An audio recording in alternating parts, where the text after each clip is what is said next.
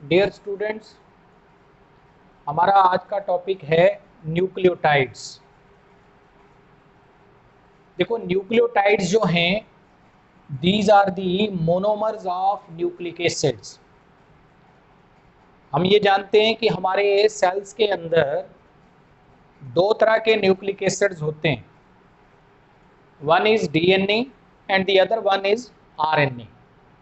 Deoxy ribo nucleic acid and ribo nucleic acid, ये दो तरह के जो न्यूक्लिक एसिड्स हैं, these are the macromolecules or these are the polymers of nucleotides, or in other words we can say that nucleotides polymerize to form nucleic acid। तो ये इनके function में भी आएगी ये बात। तो न्यूक्लियोटाइड्स एक किस्म के क्या हैं? मोनोमर्स हैं। किसके मोनोमर्स हैं? न्यूक्लिक एसिड्स के, यानी डीएनए और आरएनए के। अब इसके बाद केमिकल नेचर अगर हम देखें तो these are organic compounds which have heterocyclic ring. Heterocyclic ring means nitrogen containing ring. ये ऐसे ऑर्गेनिक कंपाउंड्स हैं जिनमें हेटेरोसाइक्लिक रिंग होती है and one molecule of pentose sugar. Pentose sugars are 5 carbon atom sugars like ribose, deoxyribose. ये जो 5 carbon atom वाली monosaccharides होती हैं, शुगर्स होती हैं, these are called as pentose sugars. तो nucleotides are organic compounds with heterocyclic rings having one molecule of pentose sugar, one molecule of nitrogen base and one molecule of phosphate group. तो ऐसे organic compounds जिनमें एक pentose sugar का molecule हो, एक nitrogen base हो और एक जो है फास्फेट ग्रुप हो, उनको हम क्या बोलते हैं कि वो हैं न्यूक्लियोटाइड्स। यानी इसको मैथमेटिकल फॉर्म में अगर लिखना हो तो nucleotide is equal to nitrogen base plus pentose sugar plus phosphate group.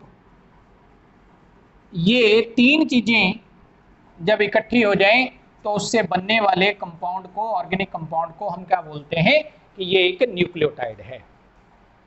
लेकिन अगर हम फास्फेट ग्रुप निकाल दें, यानी nitrogen base plus pentose sugar, इन दोनों से बनने वाले ऑर्गेनिक कंपाउंड को हम क्या बोलते हैं? न्यूक्लियोसाइड।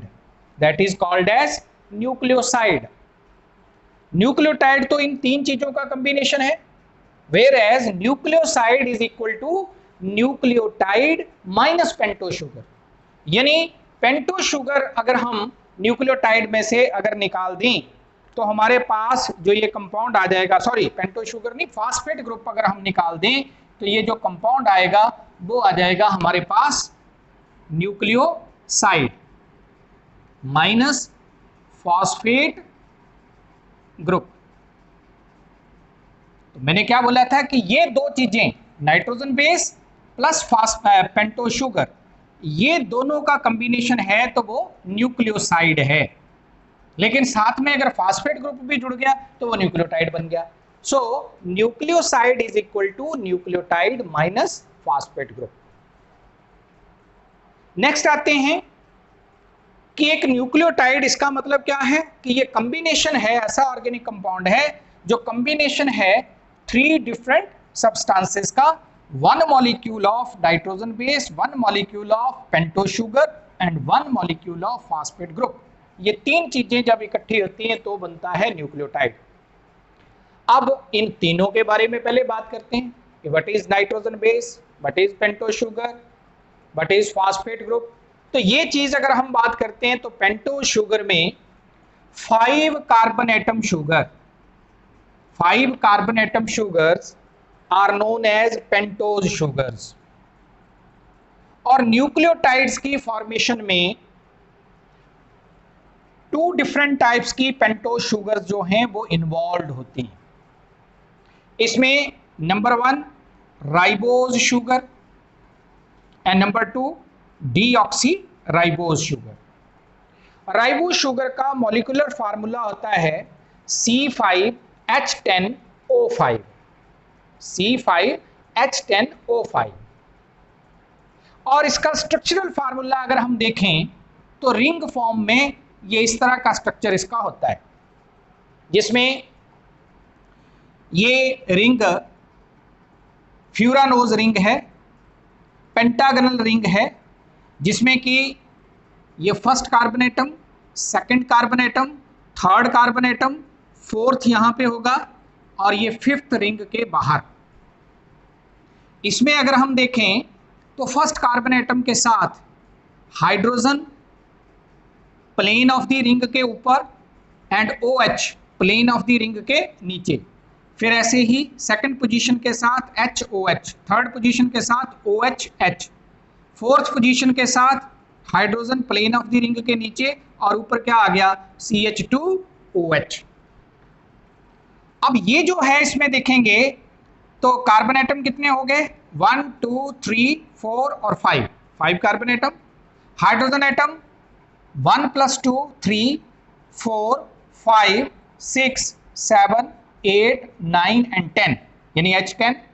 O5 1 2 3 4 and 5 O5। तो ये जो है ये स्ट्रक्चरल फार्मूला है राइबोज का और ये मॉलिक्यूलर फार्मूला है राइबोज का। राइबोज नाम की जो पेंटोज शुगर होती है ये जिन न्यूक्लियोटाइड्स में होगी those nucleotides are called as ribonucleotides. उनको हम क्या बोलेंगे राइबो न्यूक्लियोटाइड्स। ऐसे न्यूक्लियोटाइड्स को राइबोन्यूक्लियोटाइड्स बोलेंगे या आरएनए सीरीज वाले न्यूक्लियोटाइड्स बोलेंगे। और ये जब पॉलीमराइज करेंगे राइबोन्यूक्लियोटाइड्स की पॉलीमराइजेशन होगी तो उनसे बनने वाले न्यूक्लिक एसिड को आरएनए बोलेंगे, यानी ये फॉर्म करेंगे आरएनए, इनसे राइबोन्यूक्लिक एसिड बनता है। ठीक है। इसी तरह से second type of pentose sugar is deoxy ribose sugar, जिसका मॉलिक्यूलर फार्मूला जो है वो राइबोज के मुकाबले क्या होता है, इसमें एक ऑक्सीजन एटम कम होता है, यानी C5H10O4, इसमें था 5O4। बाकी सेम रहेगा स्ट्रक्चरल फार्मूला इसका, सिर्फ क्या होगा सेकंड कार्बन एटम के साथ यहां प्लेन ऑफ द रिंग के ऊपर H था और नीचे OH है, इसमें क्या होगा ऊपर और नीचे दोनों जगह क्या आ जाएगा हाइड्रोजन। यानी यहां जो ऑक्सीजन एटम था in case of ribo sugar वो यहां मिसिंग होगा, यहां प्रेजेंट नहीं होगा। तो इसलिए इसका मॉलिक्यूलर फार्मूला क्या रह गया C5H10O4। ये डीऑक्सी राइबोज का स्ट्रक्चरल फार्मूला, ये मॉलिक्यूलर फार्मूला। अब अगर कोई न्यूक्लियोटाइड बनता है जिसमें नाइट्रोजन बेस है एक, फास्फेट ग्रुप है एक, और जो पेंटोज शुगर है वो पेंटोज शुगर कौन सी है राइबोज की बजाय डीऑक्सी राइबोज है, तो फिर जो न्यूक्लियोटाइड बनेगा उसे हम बोलेंगे deoxy ribo nucleotide, deoxy ribo nucleotide. यानी जिस न्यूक्लियोटाइड के अंदर पेंटोज शुगर राइबोज होगी वो कहलाएगा राइबोन्यूक्लियोटाइड, और जिस न्यूक्लियोटाइड के अंदर पेंटोज शुगर होगी deoxyribose that will be called as deoxyribonucleotide. अब जब कई सारे डीऑक्सी राइबोन्यूक्लियोटाइड्स फास्फोडाइएस्टर बॉन्ड्स के जरिए आपस में जुड़ते हैं, यानी डीऑक्सी राइबोन्यूक्लियोटाइड्स की पॉलीमराइजेशन होती है, तो उनसे बनने वाला न्यूक्लिक एसिड होगा डीएनए, जिनके बारे में हम आगे पढ़ेंगे न्यूक्लिक एसिड्स में। तो डीएनए एंड आरएनए यानी ये जो दो तरह के न्यूक्लिक एसिड्स होते हैं they are formed by the polymerization of nucleotides। लेकिन ये न्यूक्लियोटाइड्स दो किस्म के हो गए depending upon the pentose sugar. ये पेंटोज शुगर कौन सी है, depending upon the type of pentose sugar. जिसमें राइबोज होगी वो राइबो न्यूक्लियोटाइड्स बन जाएंगे, जिसमें डीऑक्सी राइबोज होगी वो डीऑक्सी राइबो न्यूक्लियोटाइड्स बन जाएंगे। ठीक है, इतनी बात हुई। अब इसके बाद बात करते हैं नाइट्रोजन बेसिस की, क्योंकि एक न्यूक्लियोटाइड के अंदर जो है वो पेंटोज शुगर है, आइदर राइबोज और डीऑक्सी राइबोज, या फिर नाइट्रोजन बेसिस है। नाइट्रोजन बेसिस जो हैं these are of two kinds. ये नाइट्रोजन बेसिस जो हैं ये दो तरह के होते हैं, एक प्यूरिन्स और दूसरे आते हैं पायरिमिडिन्स। एक प्यूरिन्स होते हैं और दूसरे पायरिमिडिन्स होते हैं। मैं अगर प्यूरिन्स की बात करूं तो purines are double ring. Purine जो हैं इनका डबल रिंग स्ट्रक्चर होता है प्यूरिन्स का, and they are of two types. इनकी दो टाइप्स होती हैं और वो दो टाइप्स हैं, ये प्यूरिन जैसे यहां पे लिखा है। तो नाइट्रोजन बेसिस जो हैं, nitrogen bases are of two kinds. Number one purines. Purines purines की मैं क्या बात बोल रहा हूं कि they have double ring structure. इनका डबल रिंग स्ट्रक्चर होता है और इनकी दो टाइप्स हैं। नंबर वन एडेनिन, जिसको हम डिनोट करते हैं कैपिटल ए से, और दूसरा है गुआनिन। गुआनिन जिसको डिनोट करते हैं कैपिटल जी से। तो ये दो तरह के हो गए, इनका डबल रिंग स्ट्रक्चर होता है। सेकंड टाइप है हमारे पास जिनको हम क्या बोलते हैं, पायरिमिडिन्स।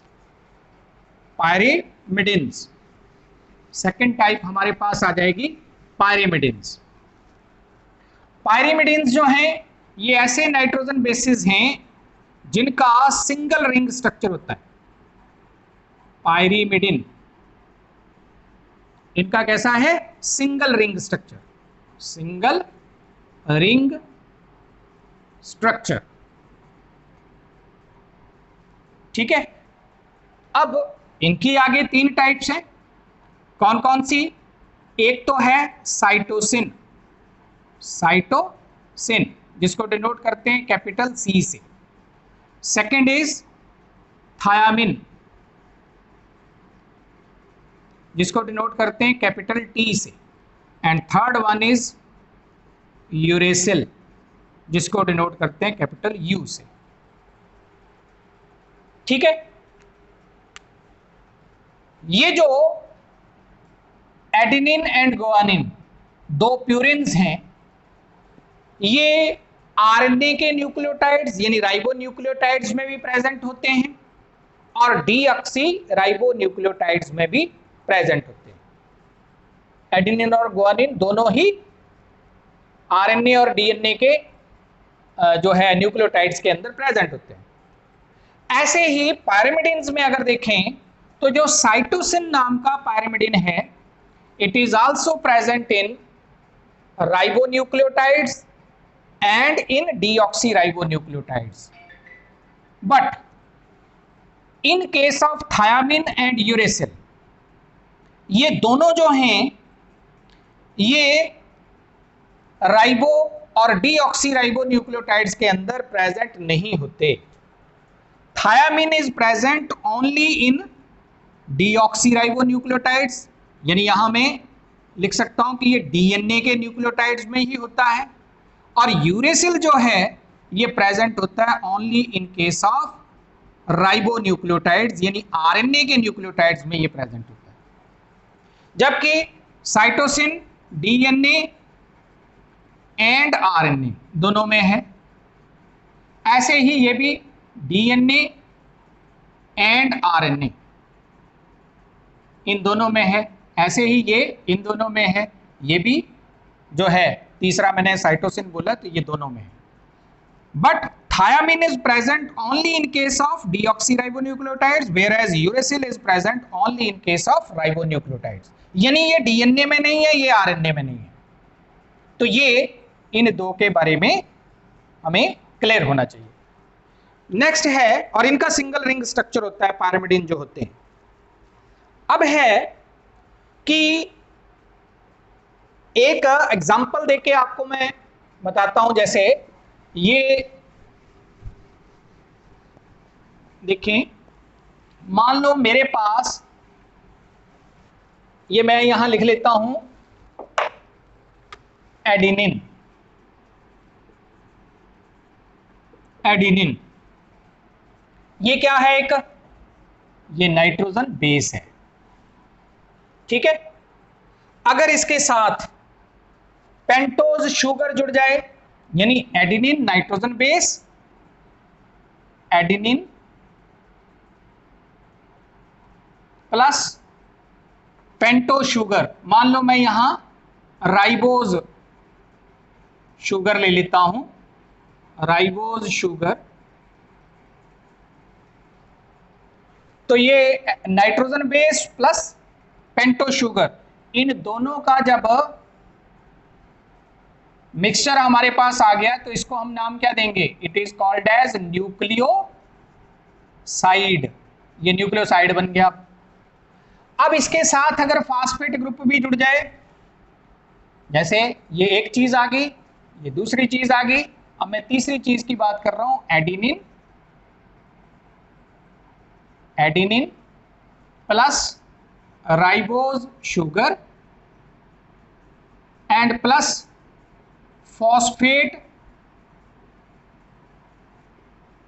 ग्रुप. Phosphate group. तो ये तीन चीजों का मिक्सचर बन गया. तो अब ये क्या बन गया? इसको हम क्या बोलेंगे? इसको हम बोल देंगे यहां न्यूक्लियोटाइड. न्यूक्लियोटाइड. और इसका नाम क्या होगा? जैसे इसका नाम तो एडिनिन है जब ये अकेला नाइट्रोजन बेस है, लेकिन जब ये दोनों जुड़ गए, एडिनिन प्लस शुगर यानी न्यूक्लियोसाइड बन गया, तो इसका नाम अब एडिनिन प्लस राइबो शुगर, ये बन गया एडिनोसिन. एडिनोसिन, इसका नाम हो गया एडिनोसिन. अगर मैं यहां गुआनिन ले लूंगा तो बन जाएगा गुएनोसिन. अगर मैं यहां पे थायमिन ले लूंगा तो उसका यहां मान लो मैं थायमिन ले लेता हूं, फिर राइबो शुगर नहीं लेनी, फिर डीऑक्सीराइबोज लेनी, क्योंकि वो डीएनए में होता है, वो आरएनए में नहीं होता. तो यहां डीऑक्सीराइबोज शुगर आ जाएगी. अगर मान लो मैं ये यूरेसिल लेता हूं तो फिर यूरेसिल प्लस राइबोज शुगर, यहां फिर डीऑक्सीराइबोज नहीं ले सकते क्योंकि वो आरएनए के न्यूक्लियोटाइड्स में नहीं होता. तो वो नाम बन जाना है फिर यूरिडीन. जैसे एडिनिन प्लस राइबोज शुगर, ये बन गया adenosine. Uracil plus ribose sugar, ये बन जाना यूरिडीन. ठीक है. तो वो एक क्या होगा, यानी नाम अगर होगा एडिनोसिन, गुआनोसिन, इसके अलावा साइटिडिन, थाइमिडिन एंड यूरिडिन. पायरिमिडिन के केस में क्या आएगा?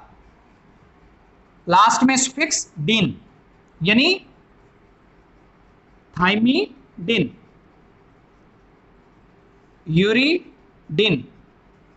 ये इस तरीके से अगर नाम आते हैं, या साइटिडिन, साइटिडिन, ये इस तरीके से नाम आते हैं, तो ये क्या है? गुआनोसिन. ये सब nitrogen bases plus sugar molecule, तो ये न्यूक्लियोसाइड्स हैं. ये सारे न्यूक्लियोसाइड्स के नाम ये होते हैं, एडिनोसिन, गुआनोसिन, थाइमिडिन, यूरिडिन, साइटिडिन.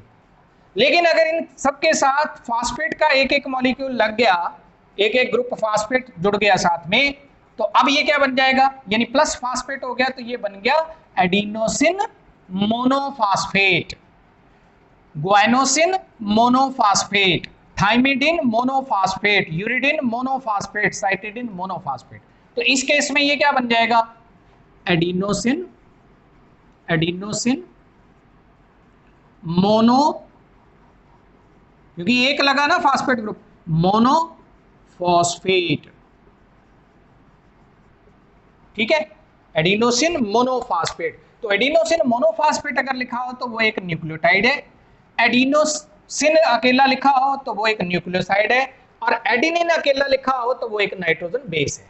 ऐसे ही ग्वानिन लिखा है तो नाइट्रोजन बेस है, ग्वेनोसिन लिखा है तो वो एक क्या है, न्यूक्लियोसाइड है, और ग्वाइनोसिन मोनोफॉस्फेट लिखा है तो इसका मतलब वो क्या है, एक न्यूक्लियोटाइड है। ठीक है, तो ये हमने इसकी बात की। अब इसके बाद लास्ट में मैं बात कर रहा हूं फंक्शंस की, लेकिन फंक्शन करने से पहले एक चीज और बता दूं यहां। देखो, किसी भी न्यूक्लियोटाइड के अंदर मिनिमम 1 फास्फेट ग्रुप और मैक्सिमम जो है वो 3 फास्फेट ग्रुप जुड़ सकते हैं, 3 फास्फेट ग्रुप।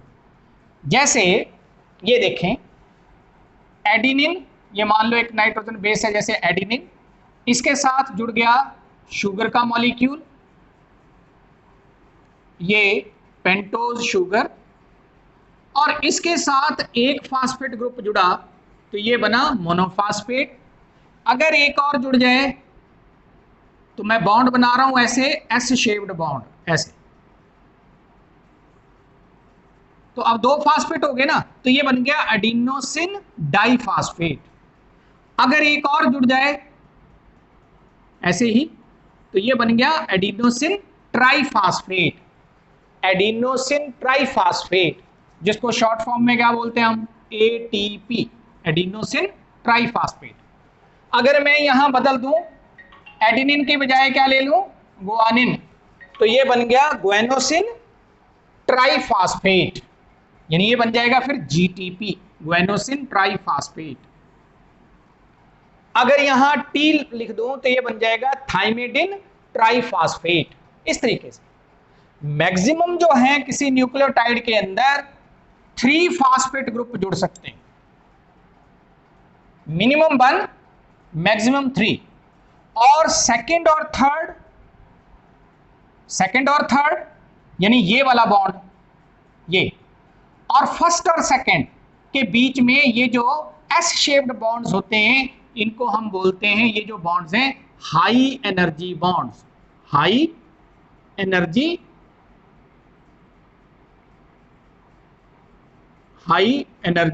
बॉन्ड्स, ये हाई एनर्जी बॉन्ड्स हैं।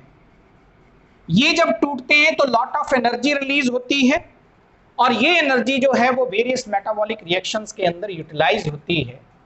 इसीलिए ये जो हायर इनको हायर न्यूक्लियोटाइड्स बोलते हैं हम, जिनमें मोर देन 1 फास्फेट ग्रुप्स होंगे, ऐसे न्यूक्लियोटाइड्स को हायर न्यूक्लियोटाइड्स बोलते हैं। और अब हम फंक्शंस की बात करते हैं, तो फर्स्ट फंक्शन क्या आ गया कि जितने भी ये हायर न्यूक्लियोटाइड्स होते हैं, इनमें ये जो बॉन्ड्स हैं ये हाई एनर्जी बॉन्ड्स हैं, and due to the breakage of these bonds lot of energy is liberated, और ये एनर्जी जो है ये यूटिलाइज होती है वेरियस मेटाबॉलिक रिएक्शंस में।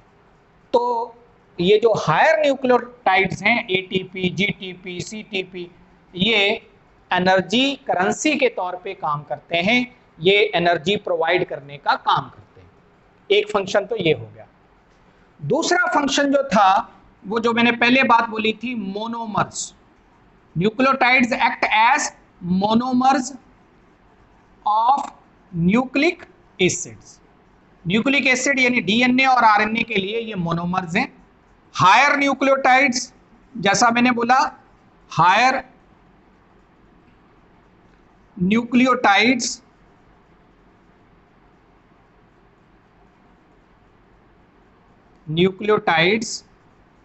are energy providing compounds, energy rich compounds। ठीक है, और थर्ड है कि in the form of NAD, and riboflavin nucleotide यानी NAD, FAD, they act as coenzymes. ये हमने पहले भी बात की है, coenzymes, they act as coenzymes. तो कोएंजाइम्स का ये काम करते हैं कोएंजाइम के फंक्शन के तौर पे ये रोल प्ले करते हैं, NAD, FAD जैसे जो न्यूक्लियोटाइड्स हैं। तो कुल मिला के 3 मेजर फंक्शंस हैं। Monomers of nucleic acid act करना, हायर न्यूक्लियोटाइड एनर्जी करेंसी के तौर पे यूटिलाइज होते हैं, और NAD, FAD जैसे जो न्यूक्लियोटाइड्स हैं दे एक्ट एज कोएंजाइम्स। ठीक है, तो ये हमने न्यूक्लियोटाइड्स के बारे में बात की है। अब इन न्यूक्लियोटाइड से आगे किसकी फॉर्मेशन होगी? जो तो ribose containing, ribose sugar containing nucleotides होंगे, जिन्हें हम राइबो न्यूक्लियोटाइड्स बोलते हैं, ये आगे चल के इनकी पॉलीमराइजेशन से RNA, और जिनमें डीऑक्सी राइबो शुगर होगी उनसे आगे चल के क्या बनेगा? डीऑक्सी राइबो न्यूक्लियोटाइड्स, और ये राइबो न्यूक्लियोटाइड से आगे चल के क्या बनेगा? DNA। तो नेक्स्ट उसके अंदर हम बात करेंगे किसकी? न्यूक्लिक एसिड्स की, यानी DNA और RNA के बारे में। लेकिन एक चीज यहां पे मैं बता दूं कि जब कोई न्यूक्लियोटाइड बनता है तो न्यूक्लियोटाइड जो है उसके मॉलिक्यूल में सेंटर में तो शुगर मॉलिक्यूल होता है, यानी ऐसे होता है, ये सेंटर में शुगर का मॉलिक्यूल होगा, पेंटो शुगर, ये इसका फर्स्ट कार्बन एटम है, और यहां होगा CH2OH, ये फिफ्थ कार्बन एटम है, यहां हाइड्रोजन एटम होगा, यहां पे OH H, यहां पे अगर मैं राइबो शुगर ले लूं HOH, और ये आ जाएगा HOH, ये राइबो शुगर है। तो शुगर का मॉलिक्यूल सेंटर में होता है, उसके फर्स्ट कार्बन एटम के साथ हमेशा कंबाइन करेगा, यहां पे क्या? फर्स्ट कार्बन एटम के साथ कंबाइन करेगा हमेशा जो है नाइट्रोजन बेस, यानी यहां पे नाइट्रोजन बेस कंबाइन करेगा। और नाइट्रोजन बेस कौन सा? कोई भी हो सकता है, जैसे राइबो शुगर होगी तो या तो हो सकता है एडिनिन या गुआनिन या साइटोसिन या यूरेसिल, थायमिन नहीं आएगा यहां। और अगर मैं डीऑक्सी राइबो शुगर ले लूंगा तो यहां पे एडिनिन हो सकता है, गुआनिन हो सकता है, साइटोसिन हो सकता है, और थायामिन हो सकता है, यूरेसिल कभी नहीं आएगा। ठीक है, तो हमेशा फर्स्ट कार्बन एटम के साथ कंबाइन करता है नाइट्रोजन बेस, बाकी कहीं नहीं। और ये जो फिफ्थ कार्बन एटम है इसके साथ कंबाइन क्या करेगा? तो इसके साथ कंबाइन करेगा OH फास्फेट ग्रुप, इसके साथ कंबाइन करेगा फास्फेट ग्रुप। अब फास्फेट ग्रुप जो है वो कैसे जुड़ेगा? फास्फेट ग्रुप जब जुड़ेगा तो यहां वाटर मॉलिक्यूल का लॉस होगा, यहां पे आ जाएगा फास्फोर्स, यानी फास्फेट ग्रुप जो है वो डबल बॉन्ड O, और इधर भी हमारे पास OH और इधर भी OH, ये जो है ये फास्फेट ग्रुप है। H3PO4 यानी फास्फोरिक एसिड जुड़ेगा, यहां वाटर के मॉलिक्यूल का लॉस होगा, यानी इधर से OH, यहां भी OH था, यानी ये ऐसे था OH, और ये कैसे था? यहां पे H था, तो यहां से ये वाटर मॉलिक्यूल निकल गया, OH इसका और H इसका, तो H2O ये निकल गया, और ये इसके साथ ये जुड़ गया। तो अब ये क्या बन गया? एडिनिन राइबो शुगर सेंटर में, और फिफ्थ कार्बन एटम के साथ फास्फेट ग्रुप। तो इन तीन का जो ये कॉम्बिनेशन बन गया, ये क्या है? ये है एडिनोसिन मोनोफास्फेट, क्योंकि एक ही फास्फेट ग्रुप है। अगर इसके साथ एक और लग जाए तो वो डाइफास्फेट, एक और लग जाए तो वो ट्राइफास्फेट बन जाना।